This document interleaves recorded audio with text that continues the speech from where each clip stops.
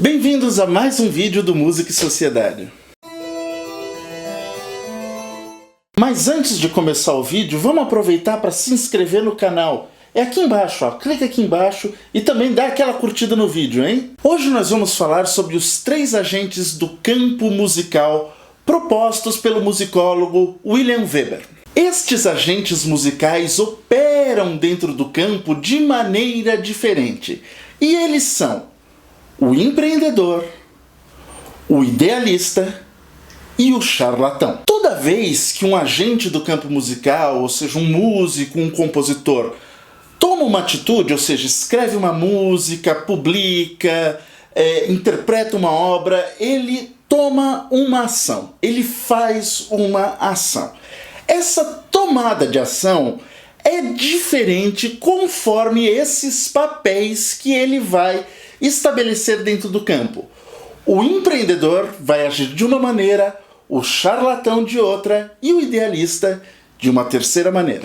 Ao tomarmos qualquer uma dessas posições, ao tomar uma atitude, a gente toma dependendo de uma série de variáveis, de uma série de possibilidades que se apresentam para nós e para os músicos em geral. Essas variáveis se apresentam dentro de inúmeros aspectos que compreendem desde os contatos sociais que o músico tem, a situação financeira e o público que irá consumir esta música. Essas variáveis, portanto, apresentam possibilidades, condicionam socialmente determinados aspectos da atitude que o músico pode tomar. Sem contar que essas atitudes podem ser desde empreender um concerto até empreender uma inovação estilística, mudar, apostar em algum gênero diferente. Tudo isso leva-se em conta uma tomada de posição e as variáveis sociais que a condicionam. Portanto, é dentro dessas condições que esses 3 agentes irão operar. Vamos começar olhando a figura do empreendedor. O empreendedor, para William Weber, é uma espécie de oportunista. O que ele quer dizer com isso? É aquela pessoa, aquele agente do campo musical que irá observar uma possibilidade ainda não explorada por outros músicos ou por outros compositores. No entanto, para usufruir dessa possibilidade, o empreendedor não basta apenas ter vontade, ele tem que ter uma série de habilidades. Em primeiro lugar, ele tem que observar uma demanda latente, ou seja, ter a habilidade de perceber muito bem o seu campo, o seu público e determinar aquilo que ainda não foi explorado, mas tem uma certa possibilidade de vingar. Fora isso, ele tem que ver se ele tem condições próprias de levar essa empreitada adiante.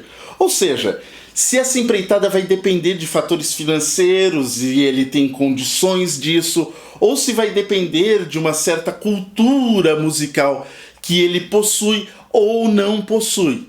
Portanto, não adianta apenas ter ideia, tem que ter a condição de empreendê-la. E uma última questão também é muito importante para esse oportunista se tornar de fato um empreendedor, ou seja, a autopromoção, saber vender sua imagem.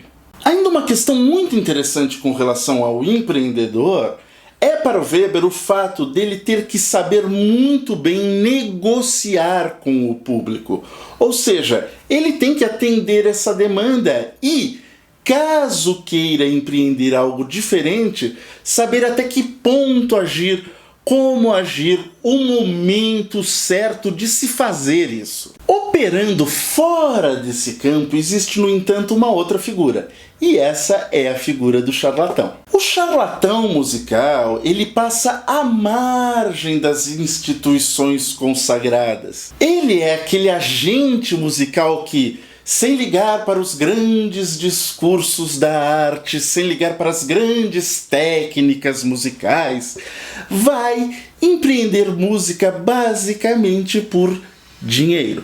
Agora, a parte desta questão do charlatão e suas questões ligadas à prática, à vida prática musical, ao dia a dia, ao cotidiano, ao entretenimento, existe uma outra figura, que é a do idealista. A gente também já falou dele nos outros vídeos, mas agora vamos conectar todas essas três figuras para ver como esse campo funciona desta maneira. Para a gente relembrar, o idealista é aquele que vai falar da grande arte, a arte pela arte, a arte sem conexão com questões da sociedade, a apreciação pura, somente identificada com questões puramente musicais. Esse idealista, ele vai desprezar o charlatão.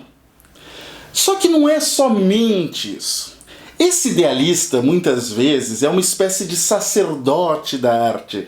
Ele está lá para preservar aquilo que considera ser a grande arte, para preservar o museu das obras de arte musical, como diria uma filósofa famosa. Ou seja, o sacerdote, esse idealista, quer que o mundo da arte permaneça dentro da esfera da grande arte, da exata maneira como ele se encontra, imutável, eterno e, dentro de sua visão, perfeito. Mas você lembra do empreendedor?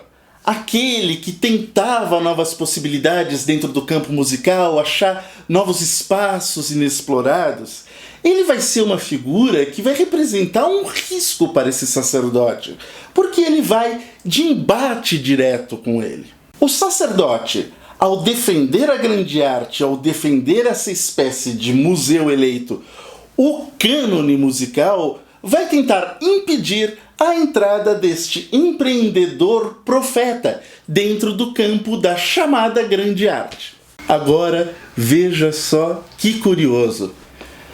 Uma das táticas mais usadas pelo sacerdote, por esse idealista, é desqualificar o profeta, o empreendedor, sabe de qual maneira?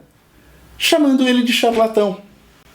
Ou seja, tentando desqualificá-lo como um sujeito que não fala acerca da grande arte, um sujeito que está lá por questões de aparecer, ele quer somente aparecer. Essas acusações são muito comuns, ou seja, muitas vezes esse profeta que duela por esse espaço dentro do campo da arte acaba sendo taxado pelo sacerdote de um simples charlatão.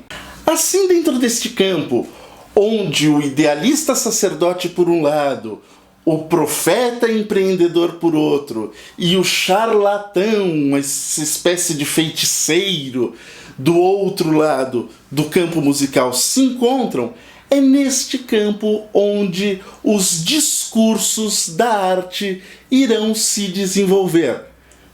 Este é um aspecto importantíssimo, porque são justamente nas diferenciações de posição, ou seja, nas tomadas de posição diversas, é que a arte passa cada vez mais a fazer parte de um discurso público, ganhando relevância e importância à medida que esses discursos se proliferam.